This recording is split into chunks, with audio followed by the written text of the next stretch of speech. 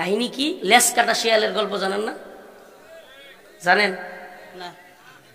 এক লেজ কাটা শিয়াল আপনার খামার থেকে মুরগি খায়, প্রায় দিনই মুরগি খেয়ে ফেলে। তো খামারের যে মালিক সে টেনশনে পড়ে গেছে, কোনোদিনই ধরতে পারে না। একদিন করছে কি, সারা রাত সে না ঘুমায়া বড় এক রামদানিয়া দাঁড়াইছে দরজার চিপায়, যে আজকে আয়, তোর খবর আছে আজকে। এখন যখনই এ রামদানিয়া দাঁড়াইছে, লেজ কাটা শিয়াল কি করছে, মুরগি নিতে ঢুকছে। এখন ওই খামারের যে মালিক আছে কল্লা বরাবর কূপ দিছে। এখন কল্লা বরাবর কূপ দিছে, শিয়াল তো অতি চালাক বুঝেনি, দৌড় মারছে, কূপ পয়সা লাগছে পাশায়, লাইগা ল্যাঞ্জা পড়ে গেছে। এখন এই ঘটনাগুলো গল্প, এটা উদাহরণ সাপোজ দেওয়ার জন্য বলা, এগুলো তো আর বাস্তবতা নেই, বলার জন্য বলা, মানে বোঝানোর জন্য যে আসলে এদের হাকিকত কি। তখন লেজ কাটা শিয়াল এটা ছিল নেতা। এই লেজ কাটা শিয়াল কি ছিল? শিয়ালের দলের নেতা, লিডার।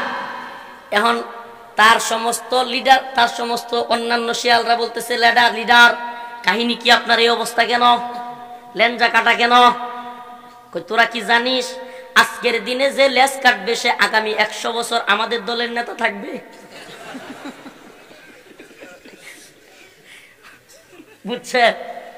এখন সবাই চিন্তা করতেছে সর্বনাশ, আসলে কি তাই নাকি তার লেঞ্জা কাটে গেছে এই জন্য সবার লেঞ্জা কাটতে চায়?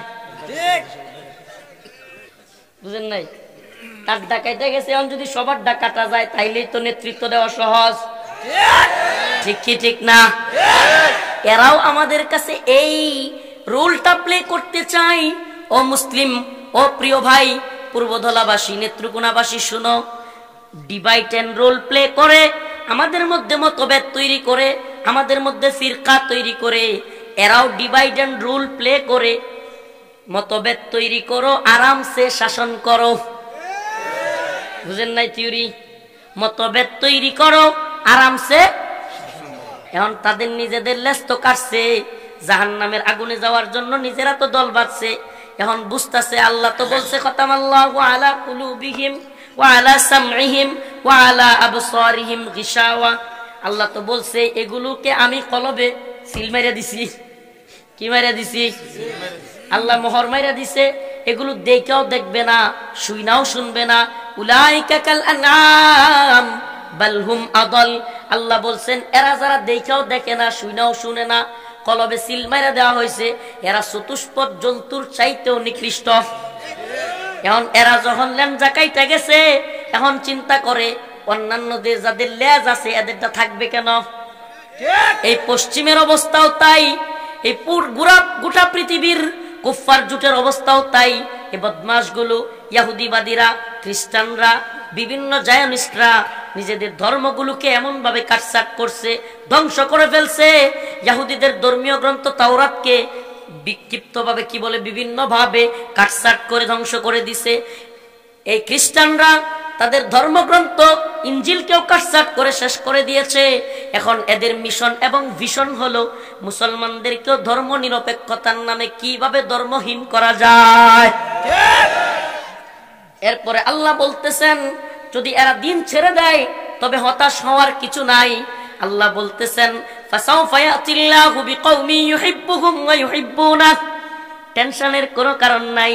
আমি আল্লাহ কারো কাছে মুখাপেক্ষী না, কারো কাছে দায়বদ্ধ না। আমি আল্লাহ অন্য আরেকটা জামাতকে, অন্য আরেকটা দলকে নিয়ে আসবো। সুবহানাল্লাহ বলেন। যদি কোনো পীর সাহেব মনে করে, যদি কোনো শায়েখ মনে করে আমারে সারা ইসলাম চলবে না, আমার আল্লাহ কোনো শায়েখের কাছে, কোনো মুফতির কাছে, কোনো পীরের কাছে দায়বদ্ধ না।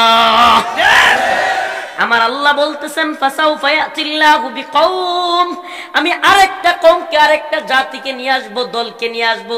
আল্লাহ কি তাইলে অন্যান্য খ্রিস্টান ইহুদিদেরকে নিয়ে আসবে নাকি? না। তার মানে বোঝা গেল আমাদের মধ্য থেকে আল্লাহ আরেকটা দল বাহির করবে। আলামত পাচ্ছেন না এখনো? আমি তো পাচ্ছি। আমি যখন জেলখানায় ছিলাম সব চাইতে বেশি যে বিষয়টার কারণে খুশি হয়েছিলাম, আমি প্রায় প্রোগ্রামে বলতেছি, সেটা হলো নূর কি বলে, ইন্ডিয়াতে যখন ওই নূপুর শর্মা নামের নষ্টা মহিলা যখন রসুলকে নিয়ে গালাগালি করলো, আমরা সবাই জেলখানায় আলেম উলামারা, কিন্তু সুবহানাল্লাহ, আল্লাহু আকবার, নটরডেম কলেজের ছেলেরা, আমার ভাইরা স্কুল কলেজের ড্রেস আপ পরে রাস্তায় রাসূলের পক্ষে নেমে গেছে। রাজশাহী বিশ্ববিদ্যালয় নেমে গিয়েছে, এমন অসংখ্য বিশ্ববিদ্যালয় থেকে মিছিল হয়েছে। আরে যেই রাজু ভাস্কর্যের সামনে, যেই ঢাকা বিশ্ববিদ্যালয়ের ক্যাম্পাসের সামনে নাস্তিক মুরতাদরা চিল্লায়, সেই ঢাকা বিশ্ববিদ্যালয়ের সামনে আমার আল্লাহর নবীর আশিকরা গজল গেয়ে আন্দোলন করে নবীর পক্ষে স্লোগান দিয়েছে। অন্তরটা ভরে গিয়েছিল, দিলটা ভরে গিয়েছিল। কোরআনের এই আয়াতের মর্মার্থ তাফসীরটা তখন ভালোভাবে বুঝে আসছিল। আলেম ওলামাদেরকে বন্দী করবা, আলেম ওলামাদেরকে জেলে নিবা, রিমান্ডে নিবা, মেরে ফেলবা, আরে ফাঁসির কাস্টে ঝুলাবা, তবুও ইসলাম থেমে থাকবে না। আমার আল্লাহ বলেন ফাসাউফা ইয়াতিল্লাহু বিকওম ইউহিব্বুহুম ওয়া ইউহিব্বুনা, আমি এমন একটা দলকে নিয়ে আসব যেই দলটা আমাকে ভালোবাসবে, আমিও তাদেরকে ভালোবাসবো। আলামত পান নাই? হুজুররা সব জেলে, আন্দোলন করে কে? স্কুল কলেজের ছাত্ররা। দিন বিজয়ের আলামত, দিন বিজয়ের আলামত। কি পরিমাণে মোহাব্বত আমাদেরকে স্কুল কলেজ ভার্সিটির ছেলেরা করে, এটা কল্পনাও করা যায় না। আমার একটা প্ল্যান আছে, ইনশাআল্লাহ সুম্মা ইনশাআল্লাহ, প্রোগ্রামের সিজনগুলো যাওয়ার পরে স্কুল কলেজ ভার্সিটিতে তরুণ প্রজন্মের আলেমদেরকে নিয়ে একটা জটিকা সফর করব। বিভিন্ন ভার্সিটিতে, বিভিন্ন কলেজগুলোতে দিন বিজয়ের জন্য এরাও হবে আমাদের সাথী। কোন তন্ত্রমন্ত্রের ধ্বজাধারীরা এই ভূখণ্ডে ইসলাম প্রতিষ্ঠার বাধা হয়ে আর দাঁড়াতে পারবে না ইনশাআল্লাহ। সব ভণ্ডামি দেখা শেষ। এ জাতি বুঝে গেছে, এ মানুষ বুঝে গেছে যে এই সমস্ত দল মত এগুলো দিয়া, তন্ত্রমন্ত্র দিয়া এদেশে কিংবা গোটা পৃথিবীতে কোনো মুক্তি, শান্তি, কামিয়াবি আসবে না।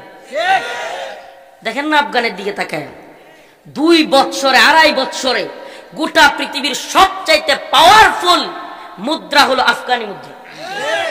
বুঝেন আপনি? দুর্নীতি, দুর্নীতিতে 50 বছর পরে আমি